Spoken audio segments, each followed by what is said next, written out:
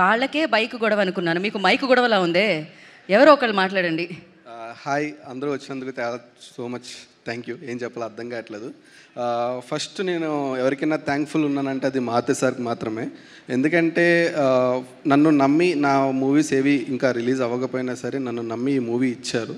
ఆ తర్వాత నాకు సుబ్రహ్మణ్యం సార్ రైటర్ గారు ఆయన స్టోరీ నాకు వర్ధన్కి ఒకేసారి నరేట్ చేశారు. ఆ రోజు చెప్పాను స్టోరీ చాలా బాగా నచ్చింది నాకు అని చెప్పి. తర్వాత నేను వర్ధన్ చాలా బాగా కష్టపడే చేసామని చెప్పాలి.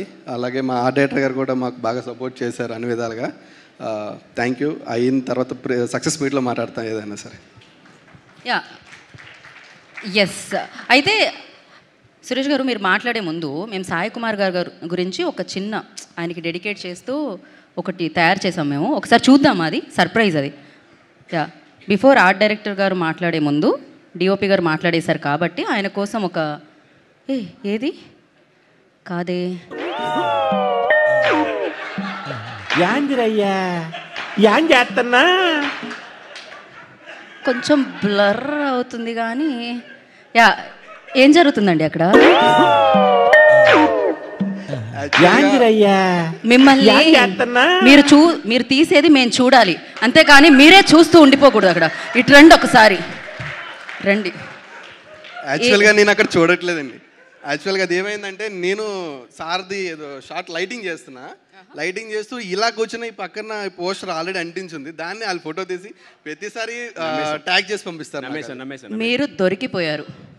లేదు అస్సలు లేదు, వీళ్ళు కావాలనే ప్లాన్ చేస్తారు. ప్రతి షార్ట్స్ కూడా అలానే ప్లాన్ చేస్తారు. కెమెరా అబద్ధం చెప్పుద్దా, కెమెరా అబద్ధం చూడట్లేదండి, కెమెరా అబద్ధం చెప్పుద్దా. ఇగో ఆ డైరెక్టర్ గారు కూడా చెప్తున్నారు మీ వల్లే లేట్ అయిందని. బేసిక్గా ఆ షార్ట్ తొందరగా అయిపోతుంది కానీ డిఓపి గారి వల్ల లేట్ అయింది.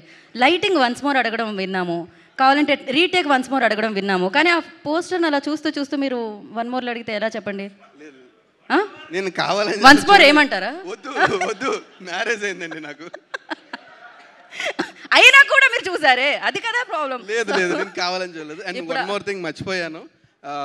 అండ్ నెక్స్ట్ నేను నరేష్ సార్కి కూడా నేను థ్యాంక్ యూ చెప్పుకోవాలి. అసలు యాక్చువల్గా నాకు చాలా సపోర్ట్ చేశారు. చాలా భయంగా ఉండేది యాక్చువల్గా నేను షూట్లోకి వెళ్ళేటప్పుడు.